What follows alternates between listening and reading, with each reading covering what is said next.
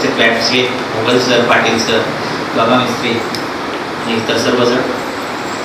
खरं तर हा कार्यक्रम हा जो केला हा थोडासा आधी झाला आहे. संपूर्ण करोना हरवल्यानंतर पुन्हा एकदा हा कार्यक्रम करायला पाहिजे. पण या कार्यक्रमाला यावं की नाही या मनस्थितीत होतो.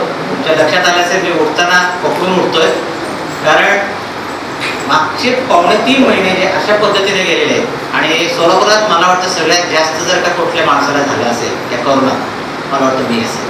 पण अनेक पद्धतीनं अनेक आरोप, वैयक्तिक आरोप माझ्यावर झाले होते. पण माझं एक तत्व होतं, की तत्व असं होतं की एखादं काम घेतल्यानंतर तिथं फ्रंट लेवलवर काम करायचं, मागं भरून काम करायचं. आणि मी करोनाच्या वॉर्डात जाऊन सुद्धा फिरून तिथं काय चाललंय काय बघत असतो.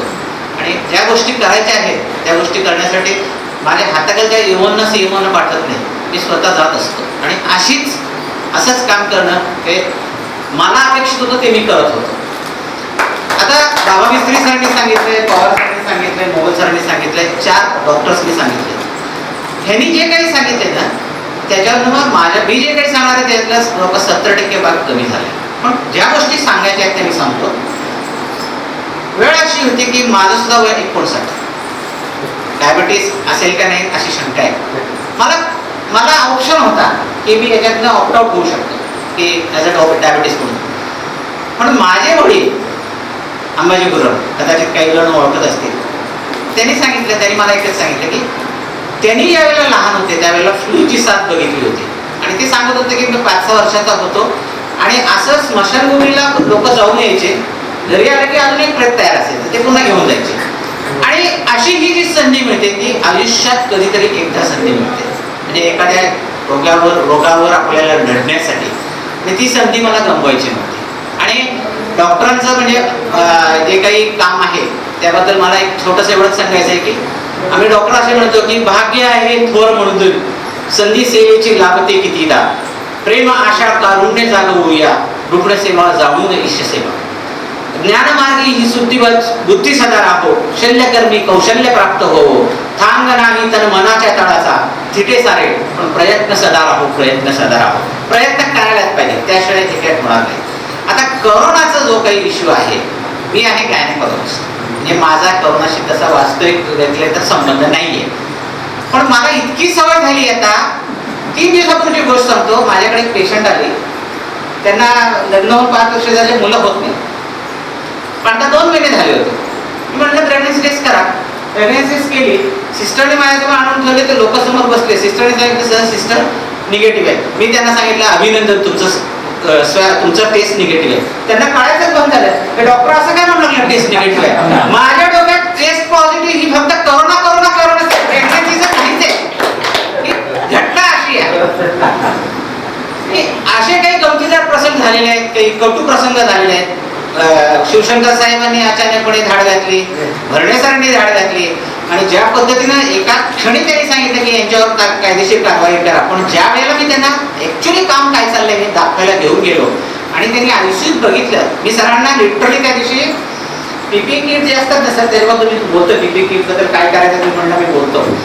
तर मी ते घालायला लावलं, चला सर म्हणलं. आणि माझ्यासोबत ते मी आणि अजून एक जण कोणते होते, बाकीचे सगळे मागे सरले. मी त्याला ICU A, B मध्ये घेऊन गेलो. आणि ज्या वेळेला त्यांनी बघितलं, बाहेर आल्यानंतर त्यांनी एवढंच सांगितलं, इथलं मी बघितलं सगळ्यापैकी सगळ्यात जास्त स्वच्छता या हॉस्पिटलमध्ये आणि सगळे बेड्स फुल आहेत. त्यांनी या माणसाला जर का लपवण्यासारखं असेल त्यांनी मला आतच घेऊन गेलं असतं. प्रॉब्लेम असा होता की ICU डी बंद होतं. हो बंद होतं, त्याचं कारण का ICU डी बंद असल्यामुळे तिथलं मॅनपॉवर घेऊन मी ICU A, B, C चालू ठेवलं. मी काय माझ्याकडे फक्त बेड्स असून उपयोग नाही, माझ्याकडे माणसं पाहिजेत, मॅनपॉवर पाहिजे. आणि मॅनपॉवर हे मिळत नाही ॲट प्रेझेंट सिच्युएशनमध्ये. सरांना माहिती आहे की आमच्याकडं किती जण आले नाहीत म्हणून त्यांच्यावर खटले दाखल करण्यासाठी, केसेस वगैरे करण्यासाठी आलेले होते. मला एकदा फोन आला साखर पोलीस चौकीतनं की तुम्ही ताबडतोब या. मी गेलो. नाही म्हणाले की असे यांच्यावर केसेस दाखल झाले, तुमची साक्ष पाहिजे. मी म्हटलं मी देत नाही साक्ष. त्यात का मी जर का साक्ष दिली तर कोर्टात मला यावं लागेल. मला हे काम करण्याबद्दल तर करू एकदाच साक्ष करत बसतो. मी म्हटलं मी देत नाही, माझ्या ॲडमिनिस्ट्रेटिव्ह ऑफिसरला पाठवतो, त्यांनी साक्ष. अशा गोष्टी काय चाललंय काय आताच्या एका सिच्युएशनमध्ये 4 स्तंभ आहेत. एक म्हणजे वैद्यकीय स्तंभ एक आहे, दुसरा जो स्तंभ आहे तो प्रशासकीय स्तंभ आहे की ज्यामध्ये IAS येतात, पोलीस यंत्रणा, सगळ्या गोष्टी येतात. आणि तिसरा जो स्तंभ आहे तो म्हणजे मीडियाचा स्तंभ आहे. आणि मी आज येण्यामागचं कारण म्हणजे मीडियाचा स्तंभ आहे की मीडिया ज्या पद्धतीनं तुमचं प्रोजेक्ट या ठिकाणी बाहेर करेल त्यानुसार लोक ते ऐकतात. आणि मला ही संधी सोडायची नव्हती आज की आपण जे काही काम केले ते लोकांपर्यंत पोहोचायला पाहिजे आणि लोकांना आपण समजावून सांगायला पाहिजे की बाबा हे करू नका, हे करा. आणि शेवटचा जो स्तंभ आहे तो म्हणजे मला असं वाटतं की हा राजकीय जो इच्छाशक्ती जी असते ती. आणि मला इथं असं वाटतं या ठिकाणी सगळ्यांनी जर का एका याच्यानं जर का काम केलं तरच ही गोष्ट होणार आहे, नाही तर होणार नाही. माकम सरांचं तुम्ही उदाहरण दिले की बाबा मिस्त्रींनी. माकम सरांच्या वेळेला परिस्थिती अशी होती की सोलापुरात प्रायव्हेट हॉस्पिटलमध्ये कोरोना पेशंट ट्रीटमेंट द्यायची नाही असं सांगितलेलं होतं. आणि आम्ही बैठक घेतली की माकम सरांच्या आईला आपण ॲडमिट करायचं का. आम्हाला बरोबर निर्णय आला की सोलापुरात प्रायव्हेट हॉस्पिटलमध्ये कोरोना घ्यायचं नाही. आणि त्यावेळेला सरांना ॲम्ब्युलन्सची व्यवस्था उपलब्ध करून मी पुण्याला पाठवलं. तेव्हाच नाही, त्याच्यानंतरच्या 5ही डॉक्टरांना ॲम्ब्युलन्सची सेवा कधी रात्री 2 वाजता म्हणलं तरी 2 वाजता मी ॲम्ब्युलन्सची सेवा उपलब्ध करून दिली. आता प्रॉब्लेम असा आहे गव्हर्नमेंटच्याकडनं काही गाईडलाईन्स चालत नसतात. लोकांना असं वाटतं की कोरोनाची ट्रीटमेंट फ्री आहे. ती असं नाही आहे. महात्मा फुलेमध्ये योजनेमध्ये तुम्ही असाल तर त्याच्यात तुम्हाला फ्री मिळू शकते 20%. उरलेले 60% जे आहेत ना ते गव्हर्नमेंटच्या नॉर्म प्रमाणे 4,000, 7,000, 9,000 याप्रमाणे बिलिंग करायचे आणि बाकीचे 20% जे असतात ना ते तुमचे प्रायव्हेट प्रमाणे करू शकतात. पण करंट सिच्युएशनमध्ये लोक आमच्याकडे जे येतात ते बिलाच्या वेळेला आता जास्त येतात. आतापर्यंत कसं होतं आम्हाला बेड मिळत नाही म्हणून येत होते, ऍडमिट केलं नाही म्हणून येत होते. आता ऍडमिट होत आहे सगळीकडे व्यवस्था केल्यामुळे नाही का आमच्याकडे सुद्धा 4-5 बेड इकडचे तिकडचे शिल्लक राहत आहेत, काही प्रॉब्लेम नाहीये. पण बिलचा प्रसंग ज्या वेळेला येतो मी सांगतोय मागच्या महिन्यामध्ये आम्ही जवळपास 1 कोटी रुपये लॉस लावू मार्कंडेय सोलापूर. आणि दुसरा एक सांगतो या करोनाच्यासाठी मागच्या 3 महिन्यामध्ये आम्ही 1.25 कोटी रुपयाची खरेदी केली. म्हणजे नवीन व्हेंटिलेटर घेतले, नवीन हायफ्लो ऑक्सिजन घेतले, नवीन पाईपलाईन घेतले, बऱ्याच गोष्टी खरेदी केल्या. पण शेवटी कसं आहे माहिती आहे का एक वेळ अशी येऊ शकते की हॉस्पिटलला जर का परवडत नसेल तर हॉस्पिटल चालणार कसं. आता ठीक आहे ते आमचं कोऑपरेटिव्ह हॉस्पिटल आहे, आधीचे काही पैसे आहेत त्यामुळे चालू शकते. पण प्रायव्हेट हॉस्पिटल जर का एखादा माणूस असेल आणि त्याच्यासमोर समजा महिन्याचं समजा एक 5 लाखाचा हप्ता असेल, आज पेशंटच येत नसतील तर हॉस्पिटल तो रन करू शकत नाही. तर ही गोष्ट सुद्धा महत्वाची आहे. जिथे अमिताभ बच्चन सारख्या माणसाला या कोरोना सोडलेलं नाही. तो 4.5 महिने झाला तो घराबाहेर पडलाच नाही अमिताभ बच्चन. मग तरी त्याला कोरोना झाला. आणि माझं सुद्धा तसं सांगतो मी माझे वडील आता 83 वर्षाचे आहेत. मी त्यांना 4.5 महिने झाले त्यांना घरातून बाहेर काढलेलं नाही. माझ्यावर ते रोज चिडतात कारण माझ्याकडे खाली बसतात ते त्यांच्याकडे रोज एक 50 लोक तरी भेटायला येतात. 50 लोक तरी रोज भेटायला येतात. 4.5 महिने झाले त्यांनी घराबाहेर पडलेले नाही. त्यामुळे आम्ही जे काही कामं करतोय डॉक्टर्स हे अशा पद्धतीनं काम करतोय. तसंच हे पोलीस लोक काम करतात. म्हणजे आता करोनाला हरवायचं असेल तर एकच गोष्ट आहे हा जो आता जे तुम्ही 10 दिवसाचा लॉकडाऊन म्हणताय जर तुम्ही खरंच चिटकवा खरंच सांगतो अगदी. कारण जोपर्यंत लोकांना हे कळत नाही की हा कोरोना स्वतःहून जात नाही आपण त्याच्या जवळ जाऊन त्याला आपण अट्रॅक्ट करतोय, त्याला घेऊन घरी जातो.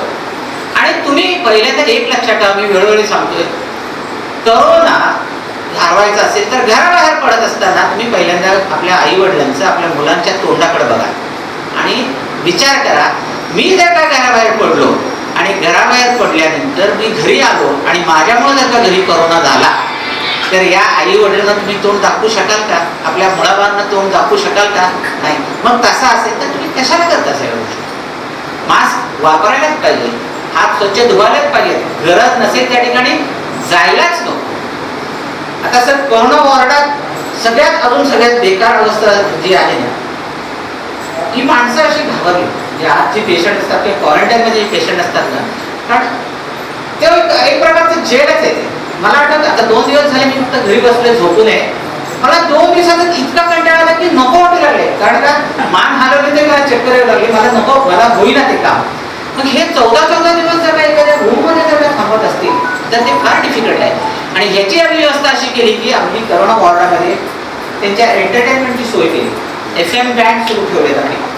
आणि मला पत्रकार एकदा आले होते माझ्याकडे ते म्हणाले सर तुमच्या कोरोनामध्ये काय चाललंय तुम्हाला माहिती का? हो म्हणलं मी तुम्हाला दाखवतो. मी कटकन फोन लावला त्यांच्या हातात दिला तर त्यांना ते संगीत ऐकू येतं. म्हटलं हे काय सर सांगितलं, त्या सिस्टरने सांगितलं की ते FM बँड सुरू आहे आमच्याकडे, ती लोक जे ऑक्सिजनवर आहेत आणि जे बाकीचे साधे आहेत ते FM बँडवर ते ऐकतायत आणि बाकी आमचे जे कोणी डॉक्टर्स आहेत वगैरे त्यांना व्यवस्थित एंटरटेनमेंट करतात आणि त्यामुळे काय होतंय त्याच्यातनं चांगल्या जाते. आणि मला सांगायला अभिमान वाटतोय, आज 328 पैकी अराउंड 170 लोक आमच्याकडनं बरे होऊन डिस्चार्ज झाले.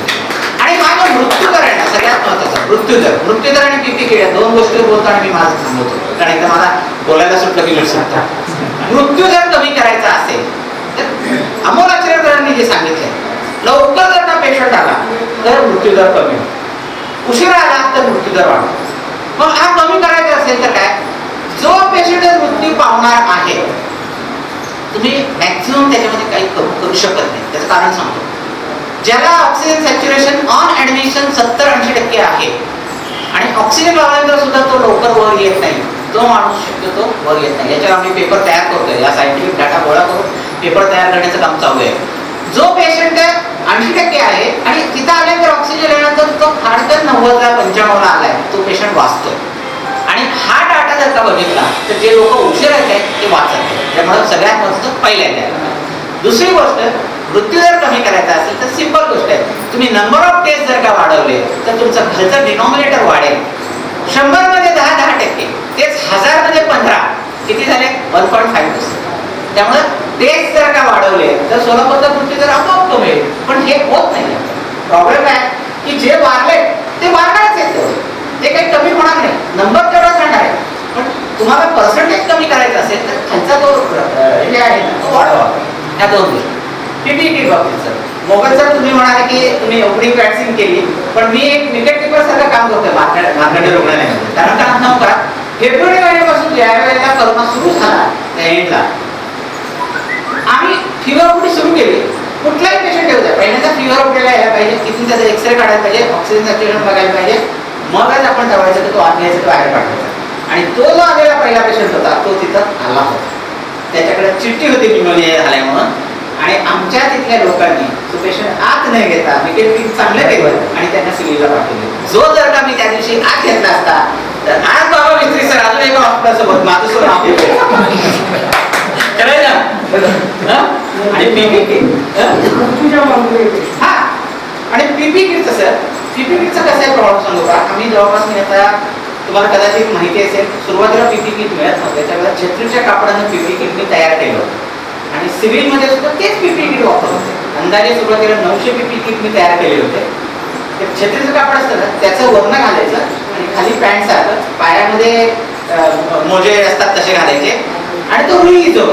म्हणजे पोटॅशियम सोडियम हायपोक्लोराईडमध्ये क्लीन करायचं आणि पुन्हा वापरायचं. तो चांगला होता. पण प्रॉब्लेम काय आहे, त्याच्यामध्ये कुठेतरी छिद्र पडलं आणि तो व्हायरल एन्व्हायरमेंटमध्ये जर का गेला तर ते छिद्रावाटे ते आत येऊ शकतं, पण त्या पीपी किटचा उपयोग होणार नाही. आता पीपी किट सुद्धा 40 GSM, 80 GSM, 90 GSM असे किट्स आहेत. आता 90 GSM किट आहे ना, हवा चांगला असतं की ज्याच्यामध्ये हवा खेळत नाही आणि ते तसं पाहिजे. कारण तुम्ही व्हायरल एन्व्हायरमेंटमध्ये काम करता, जेवढा व्हायरल एन्व्हायरमेंट जास्त आहे तेवढं तुमच्यावर व्हायरस अटॅक होण्याची शक्यता जास्त आहे. पण त्याचा तोटा काय आहे की तो घातल्यानंतर आत हवा खेळत नाही आणि घामा सुरू होतात, त्यामुळे बाकीची तुम्ही 6 तास दिली. आता आम्ही नंतर काय केलं, ते पीपी किट बाजूला ठेवले. आता आम्ही काय केलंय, गाऊन्स असतात का आपण सर्जन बोलतात गाऊन्स, तसे गाऊन्स तयार केले. समोर आणि इतर संपूर्ण प्लॅस्टिकचं कापड आणि मागं कॉटन. आणि आता अमोल आचरेकर सर जे आले होते ना, ते सगळे डॉक्टर्स आणि आम्ही सुद्धा ते गाऊन्स लावतो, कॅप लावतो, मास्क लावतो आणि फेस मास्क लावतो आणि आम्ही करोना वॉर्डात जातो. त्याच्यामुळं आम्हाला अंगावर ते करोनाचे जे येणारे पार्टिकल्स वगैरे असतात, व्हायरसेस, ते या प्लॅस्टिकवर असतात, आमच्या अंगात जात नाही. अंगात आज सगळे तुमच्या कपड्यावर तुम्ही ते घरी घेऊन. तर हे पीपी किट बद्दल प्रॉब्लेम असा की पीपी किट तर घालायलाच पाहिजे, नाही घातलं तर तुम्ही एक्सपोज होणार. आता घालून जेवढं काही शक्य आहे तेवढं आम्ही काम करतो. आता सगळ्यात शेवटी फक्त मी एकच, ज्या अमिताभचं मी नाव घेतलंय त्या अमिताभचं मी उदाहरण सांगतो की त्यांनी सांगितलंय, गुजर जाएगा मुश्किल बहुत है ये वक्त मगर गुजर जाएगा, जिंदा रहने का ये जो जब फिर उभर आएगा, माना मौत आज चेहरा बदल कर आई है, माना रात काली है, भयानक है, गहराई है। लोग दरवाजे पर रास्तों पर रुके बैठे हैं, लोग दरवाजे पर रास्तों पर रुके बैठे हैं, कई घबराए हैं, सहमे हैं, छुपे बैठे हैं, मगर यकीन रख, बस लम्हा है, ये पल में निकल जाएगा। जिंदा रहने का ये जज्बा है, फिर असर आएगा। मुश्किल बहुत है, मगर वक्त ही तो है, ये भी गुजर जाएगा, ये भी गुजर जाएगा।